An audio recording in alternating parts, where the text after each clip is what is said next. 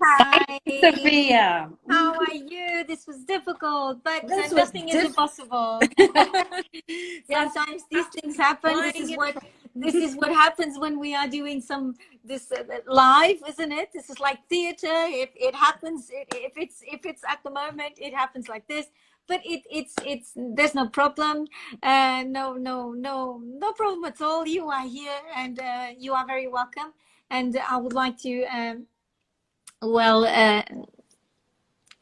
Show my gratitude for you being here on our live today, for accepting participating in this sequence of 13 lives. You are the fourth lady that is participating and showing a bit of the beauties of Madeira by your own experience and also by your own love for this beautiful island. So I already introduced you and spoke a bit about you very briefly, but I would really like every person, every digital nomad that will watch us later on, and the other ones that are also viewing us out of curiosity, I would like you to introduce yourself. What have you been doing all your life, and so forth. So please let everybody know who Jaqueline de Freitas is.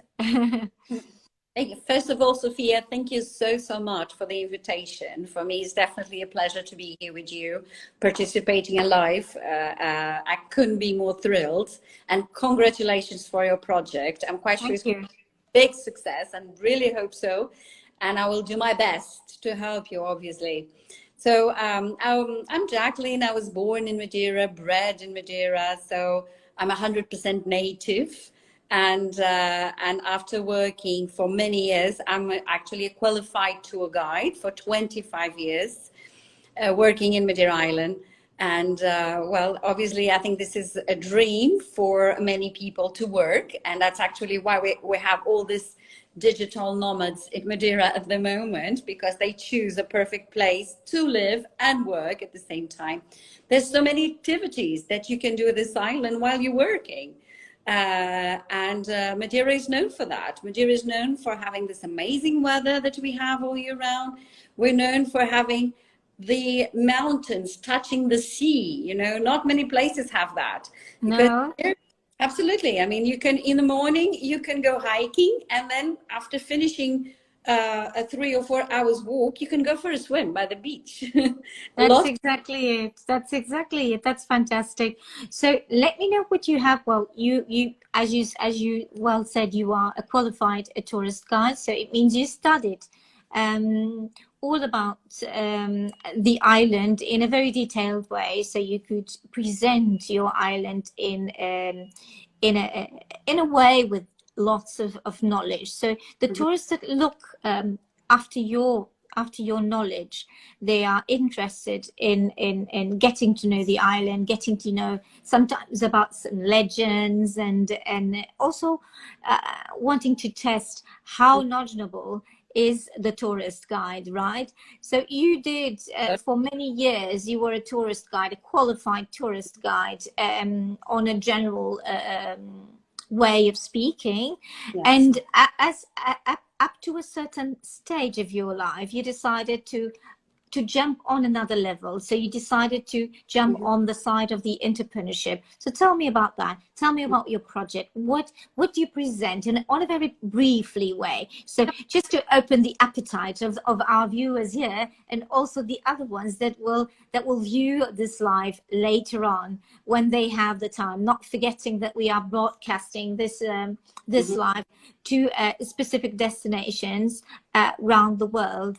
And due to the different the difference of time, really, people cannot watch it at the same time, so they take the chance to view it later on when they go to our Instagram feed.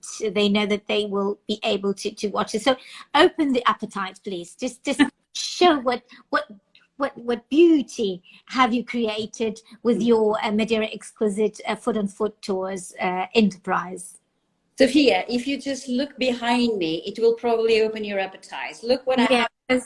Yes. All So about everybody Please And pay attention to the background of Jaqueline, because that's what she shows every day. That's what everybody tastes. So please present Madeira Exquisite Foot on Foot tours. So why did you choose this idea? Why did you decide to jump from you know, the normal function of a qualified tourist guide on a bus with 50 or 52 tourists, and decided to do a more personalized service? And why? Tell us about it. Open their appetite.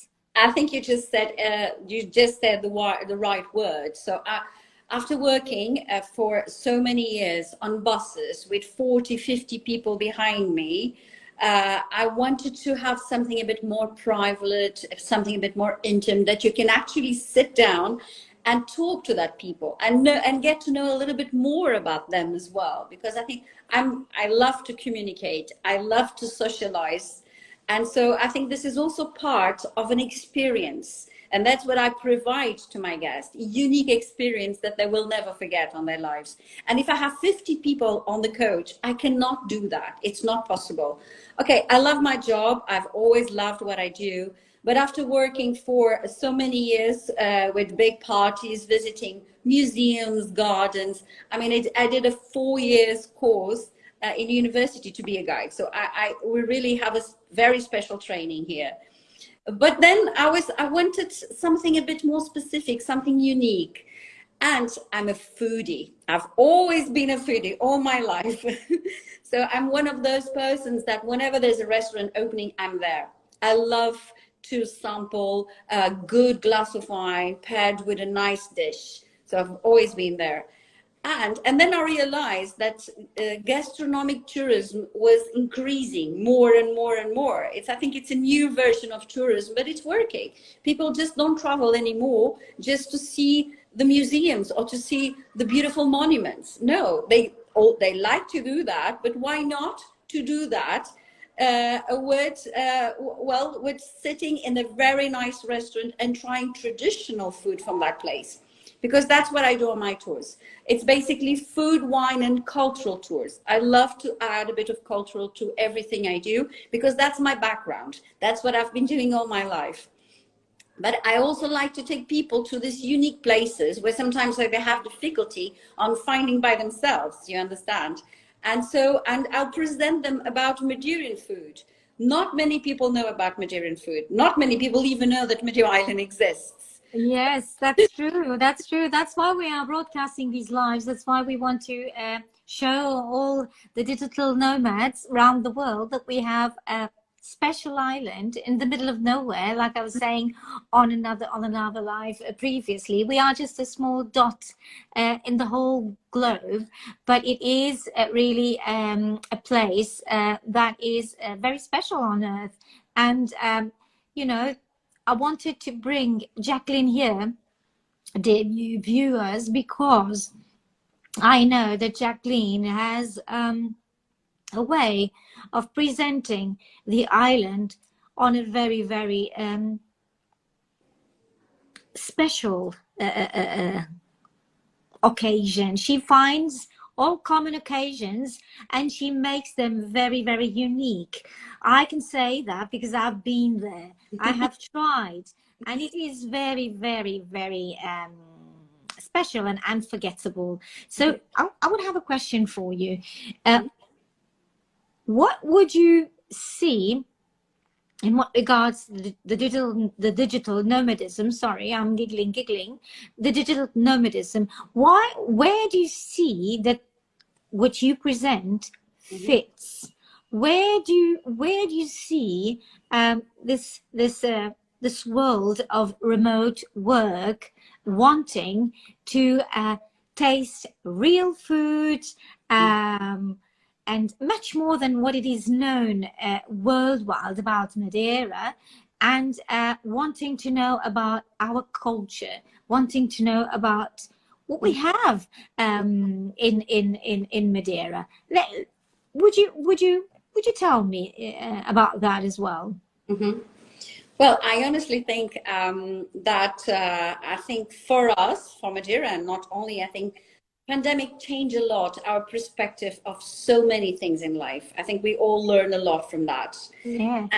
Absolutely. And I have contact with people every single day from all over the world, really. I cannot tell you one specific or origin or destination, because every day I have people from different places.